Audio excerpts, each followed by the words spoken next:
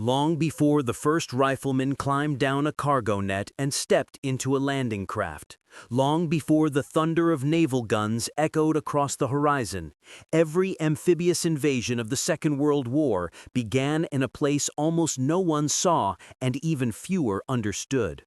It began in the dark, silent waters offshore, where mines waited beneath the surface like sleeping predators. These mines did not roar or warn or reveal themselves until it was too late.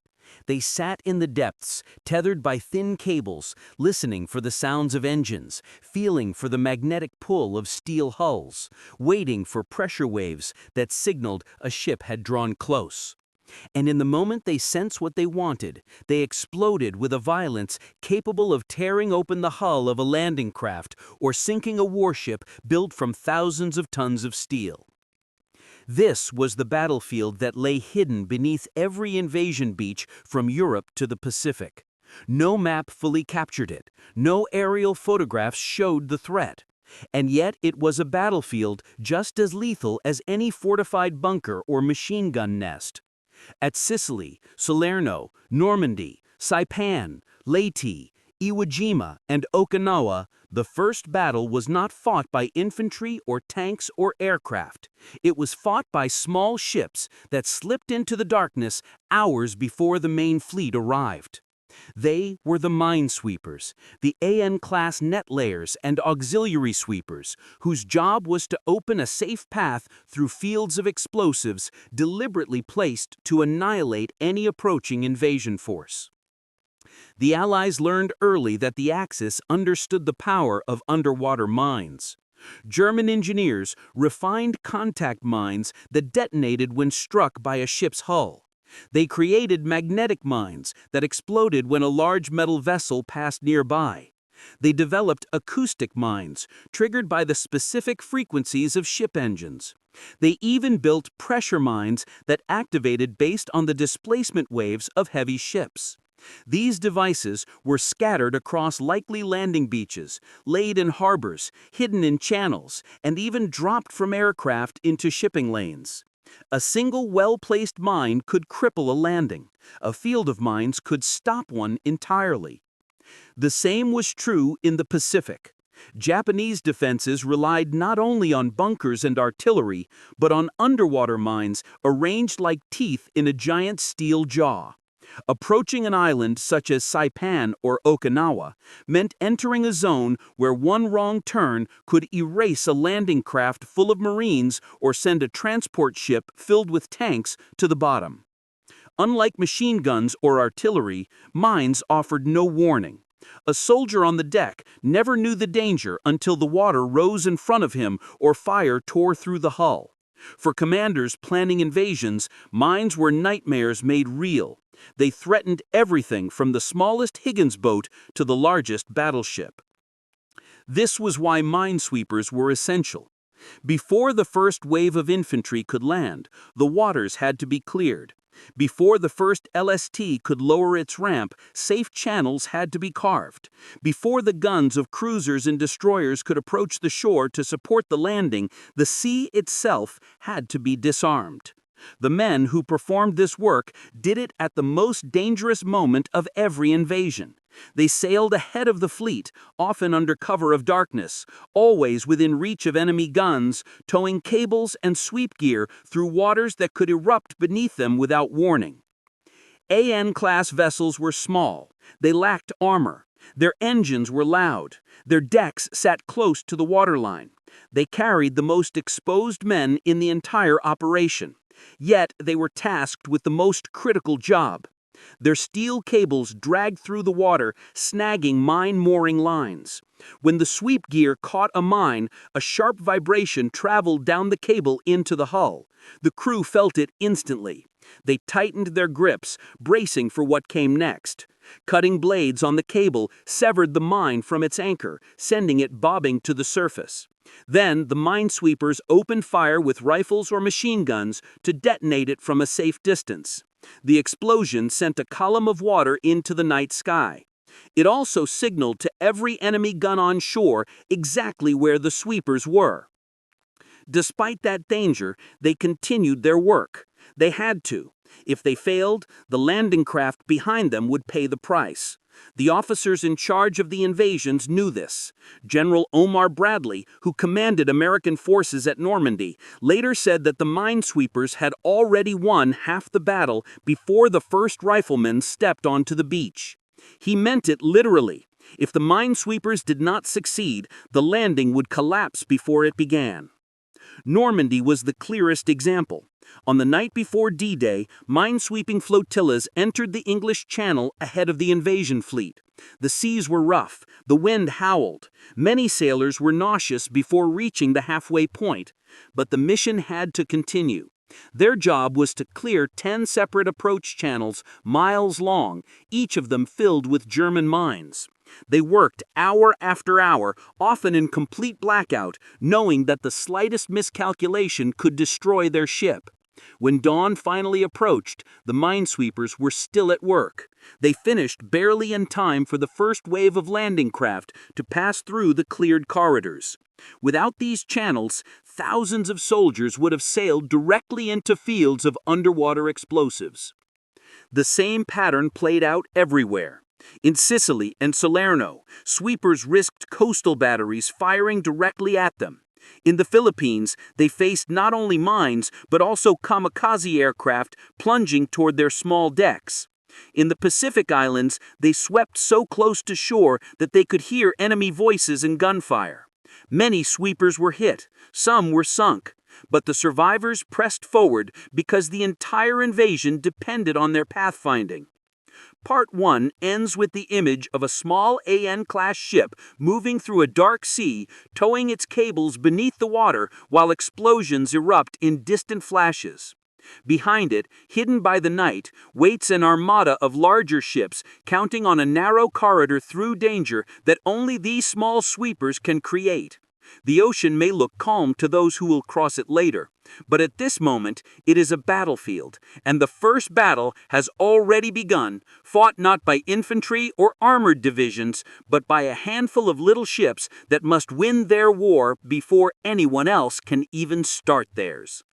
To most soldiers, sailors, and Marines who served in the Second World War, the AN-class ships looked like nothing more than small utility vessels. They lacked the towering superstructures of destroyers. They did not carry the heavy guns of cruisers. They were dwarfed beside the hulking shapes of battleships and carriers. Even the LSTs and transports they escorted were several times their size. Yet these little ships, often overlooked in photographs and forgotten in official reports, carried a burden heavier than many warships 10 times their displacement. They were the first to approach hostile shores and the last to turn away. They were the thin line between a successful landing and a massacre. Without them, no invasion fleet could survive the approach to a fortified beach. The AN class, originally designed as net layers and auxiliary minesweepers, had shallow drafts and compact hulls, which allowed them to maneuver in coastal waters where larger ships would run aground or become easy targets. Their crews knew every inch of the equipment strapped across their decks. They could deploy heavy steel cables, paravanes, and mechanical cutters with astonishing speed. Their mission was simple to describe, but deadly to perform. They sailed through waters believed to be filled with mines, dragged cutting gear behind them, and severed the mooring cables that held the mines below. Once the mines floated to the surface, the crew detonated them with rifle fire or small arms. These men stood on exposed decks, with no armor shielding them, watching the dark surface for the faint shadow of a rising mine.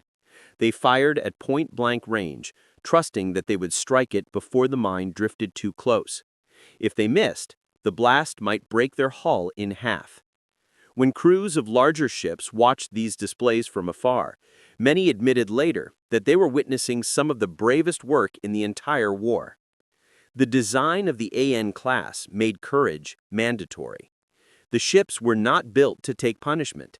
Their thin hulls vibrated with every wave. Their engines rattled and strained.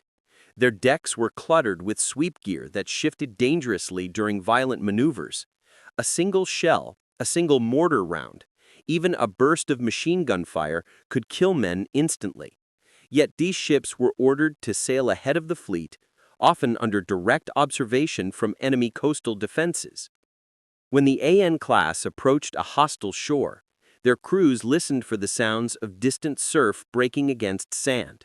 That sound meant they were close to the mines. They worked quickly, deploying caravanes from each side of the ship. The sweeping cables cut through the water at an angle, forming a narrow corridor behind them. The gear vibrated when it snagged a mine. The sailors felt that vibration in their hands and feet. It was the signal that death had been touched, that some explosive device meant for a larger ship had now been dislodged. Every crew member knew what came next. A floating mine would bob to the surface. Men would lean over the rails with rifles or light machine guns. Then, with composed precision built from countless hours of training, they opened fire. The mine exploded in a plume of water and spray. The shock wave shook the entire vessel. Men caught their balance and turned back to their stations. There was no time to admire the explosion. There were always more mines waiting ahead. What made the job even more perilous was the knowledge that the enemy watched them at every moment. German and Japanese defenses often positioned observation posts specifically to track minesweepers.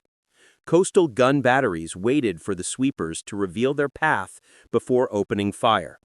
By identifying the cleared channels, defenders knew exactly where the invasion fleet would pass. Sweepers were not only removing mines, they were unintentionally marking the route for enemy gunners. This made them priority targets. The crews understood the risk, yet they pressed on, because their sacrifice meant safety for thousands. Each cleared channel allowed LCVPs, LSTs, and transports to move forward. Each destroyed mine meant another landing craft would reach the beach instead of vanishing in a sudden blast. The AN class did not exist to draw glory. Their purpose was to protect those who followed. In both theaters of war, their tasks were remarkably similar even though the threats varied. In Europe, German mines guarded fortified coasts from Normandy to the Bay of Biscay. These mines were sometimes arranged in multiple rows, each one intended to disable a different type of ship. Smaller mines targeted landing craft. Larger ones waited for destroyers or transports.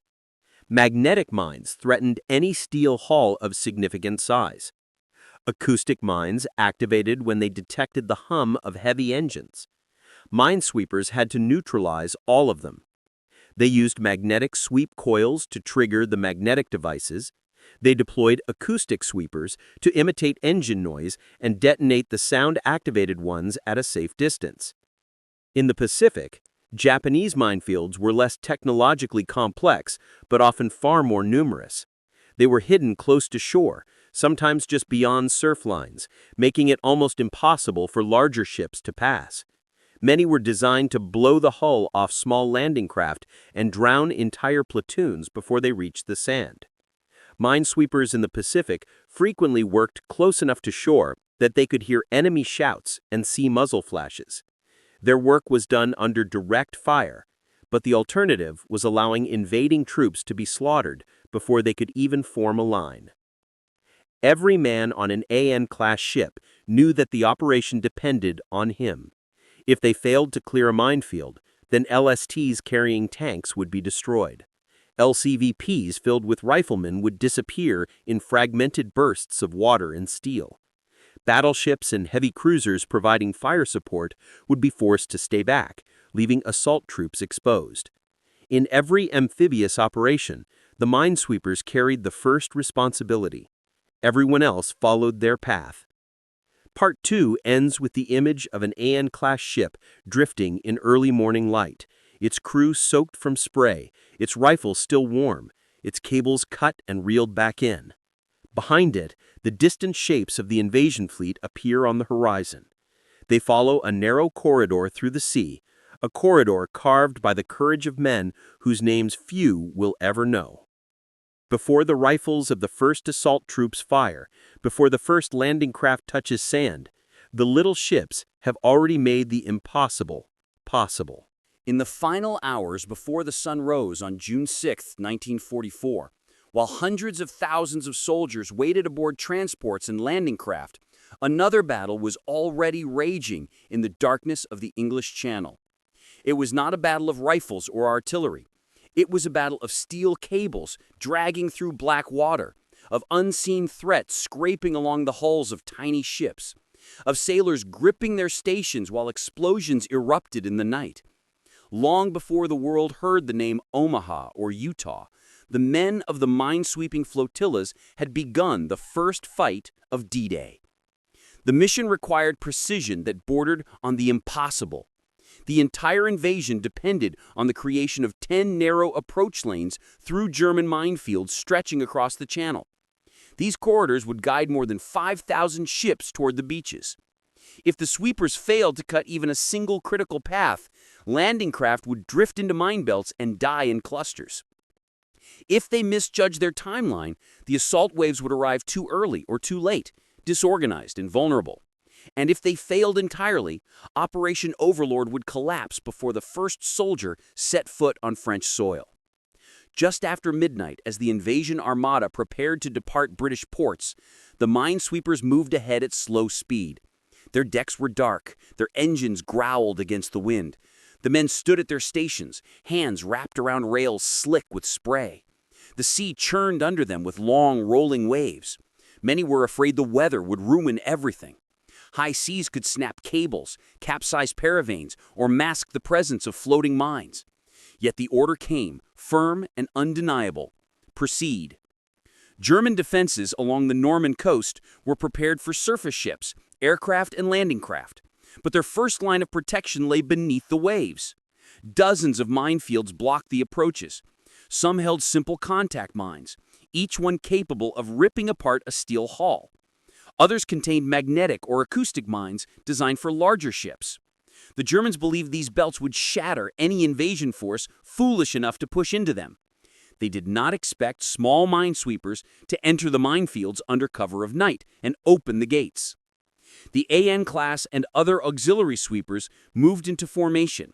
Each ship deployed its sweep gear, unspooling steel cables that cut through the waves behind them. These cables dragged paravanes designed to catch mine mooring lines and sever them. The moment a mooring line snapped, the mine rose toward the surface like a deadly buoy. Sailors scanned the dark water for the faint silhouette of a sphere rising beneath the foam. When the first mine broke the surface, a warning shout echoed across the deck. The crew swung their rifles and machine guns toward the floating shape. A burst of gunfire crackled through the dark. The mine exploded in a towering column of spray. The shockwave rattled the little ship, lifting the bow and slamming it back into the sea. Men grabbed railings to keep from falling. Then, without pause, they searched for the next one. This pattern repeated again and again as the sweepers carved their channels toward the French coast. The wind pummeled them, waves crashed over the bow. Mines rose and detonated in brilliant flashes that illuminated the night like lightning. From the cliffs of Normandy, German observers saw the distant bursts and filed reports that enemy vessels were probing the mine belts. They did not yet understand how close the invasion was. The sweepers pushed on. Every minute mattered. Behind them, the invasion armada crawled across the channel in near total darkness. Tens of thousands of soldiers huddled inside LSTs and transports, unaware that their fate rested in the hands of a few hundred men sailing ahead of them in fragile ships, barely larger than fishing trawlers. The sweepers knew the responsibility. Many had trained for months knowing that a single mistake could doom thousands. At 3 a.m, the sea grew rougher. Some ships strained to maintain formation. Others fought to keep their sweep gear from tearing loose. The captains gave orders in hushed tones, adjusting headings by degrees. Every movement risked snagging a mine or losing the corridor entirely. Yet the little ships held their line. Their discipline created the lanes countless vessels would follow in the hours to come. As the coast grew nearer, the threat increased. German coastal guns came within range. At any moment, searchlights could sweep across the water and reveal the sweepers. But luck and darkness stayed with them. Their greatest enemy remained the mines themselves. The sweepers cut dozens, then scores, then hundreds. Some mines drifted too close before they could be destroyed.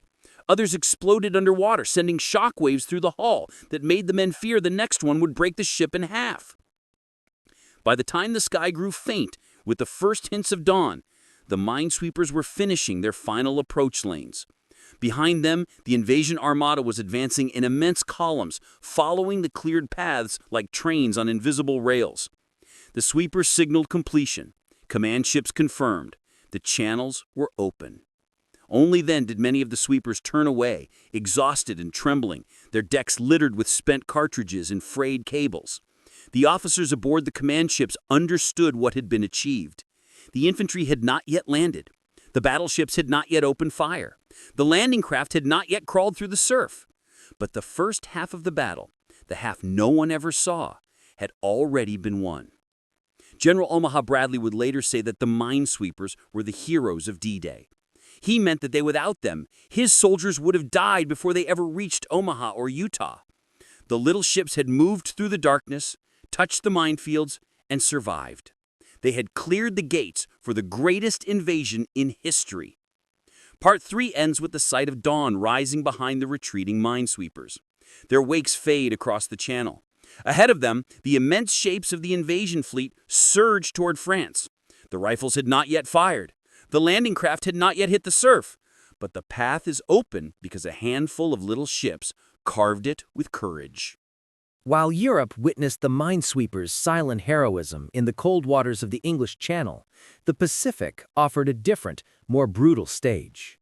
In the vast island chain stretching from the Gilberts to Okinawa, the little AN-class ships confronted a world where the sea itself seemed hostile, where reefs, hidden shoals, and violent surf combined with deadly Japanese minefields to form a gauntlet no fleet could breach without them. If Normandy demanded precision and nerve, the Pacific demanded raw courage in the face of direct fire. Japanese commanders understood that American amphibious warfare depended on timing. Landing waves had to arrive in perfect sequence. Heavy fire support ships needed clear approach lanes to position themselves. LSTs and LCVPs had to cross shallow reefs without hesitation. To break this system, the Japanese laid mines close to shore, often so near to their defensive lines that sweepers had to operate within range of machine guns, mortars, and concealed artillery. The minefields were not designed to stop destroyers or cruisers. They were configured to obliterate landing craft. One explosion beneath a Higgins boat could kill an entire platoon in seconds. This reality greeted the minesweepers at every major island assault. The first to feel it were the crews off Tarawa in late 1943. Japanese engineers had planted mines in the lagoon and along the outer approaches. The water was shallow and treacherous, riddled with coral that tore at hulls. Yet the sweepers advanced, dragging cables that often snagged against coral heads instead of mines. Men leaned over the rails, squinting into the pale light of dawn, trying to distinguish a shadow of death from the shadow of a rock. On several of the passes, Japanese shore guns opened fire. Shells splashed around the little ships, sending geysers of water across their decks. Still, they pressed on. They had to. The landing craft behind them had no other path. As the Pacific Campaign marched westward, the mines became more numerous and more clever. At the Marshalls, some were concealed beneath drifting seaweed.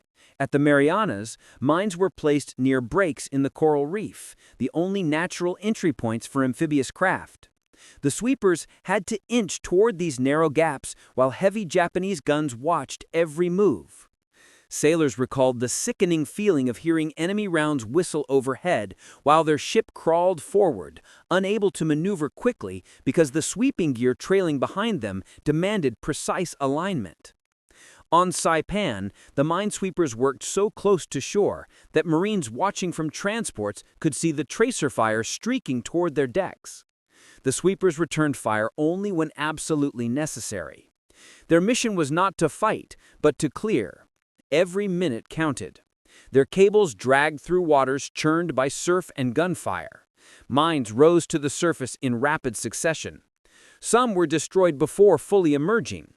Others detonated unexpectedly, sending shockwaves that stunned the men and rattled the entire ship. After the battle, many sailors said that sweeping the minefields off Saipan felt like stepping through a doorway that might explode each time they lifted a foot. Tinian offered a different challenge.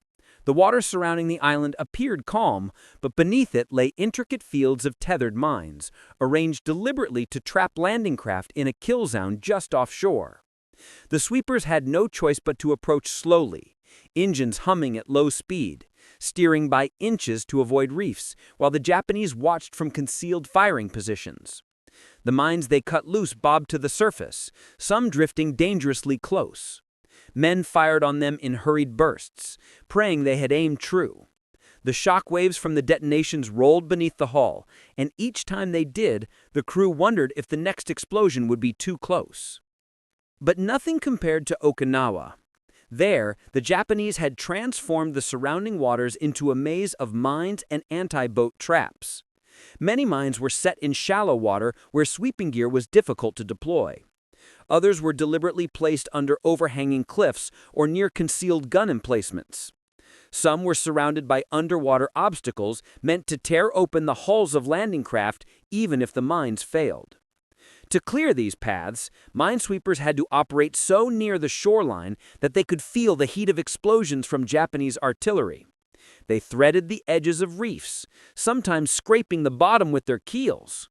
The water around them frothed with shell bursts. The sky burned with tracers, yet the crews did not break formation. During the early days of the Okinawa campaign, one minesweeper found itself surrounded by 3 mines rising simultaneously on its port side. The men opened fire instantly, hitting 2. The third drifted closer than any sailor wanted. A burst from a Browning machine gun struck it just seconds before it contacted the hull. The explosion rocked the ship so violently that several men were thrown to the deck. Yet the vessel continued its run. Behind it, the first wave of landing craft formed up. If that minesweeper had failed even once, the incoming Marines would have sailed directly into death. Throughout the Pacific, the minesweepers paid a terrible price. Many were sunk. Many more suffered heavy casualties. Survivors described the experience as fighting an enemy that never revealed itself, an enemy that waited in total silence and struck without warning. And if the mines did not get them, enemy fire often tried to finish the job. Japanese commanders understood that killing a minesweeper could disrupt an entire landing sequence. They targeted these small ships with the ferocity normally reserved for destroyers. Yet the sweepers endured because withdrawal was never an option. If they retreated, the invasion would stall and thousands of men waiting offshore would die trapped in landing craft that had no clear path ahead. The sweepers' courage made the assaults possible. Their work gave LSTs the room they needed to drop their ramps. Their cleared lanes allowed LCVPs to surge toward the beaches. Their sacrifice let battleships and cruisers approach close enough to unleash their guns. Part 4 ends with the image of an AN-class ship limping out of the line, smoke rising from its stern, its deck scorched from near misses.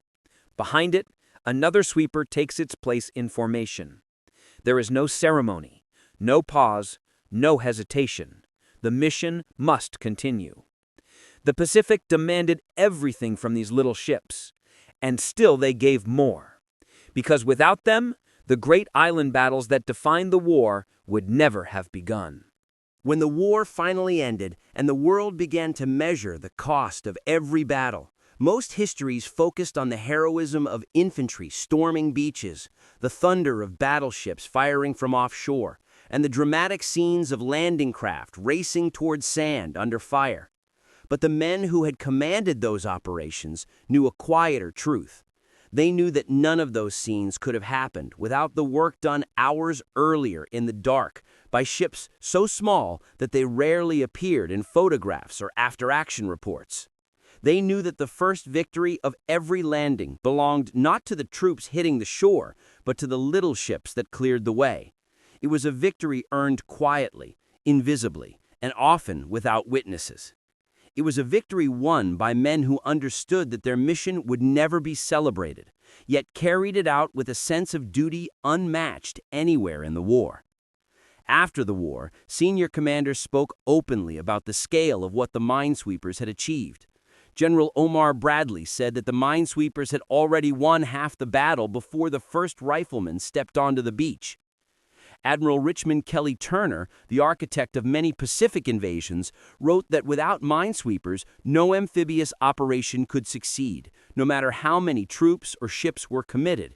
And the British Admiralty, reflecting on Normandy, Salerno, and Sicily, wrote that the first men to fight in any landing were not soldiers, but sailors dragging cables through the darkness and exposing themselves to the full weight of enemy fire and hidden explosives.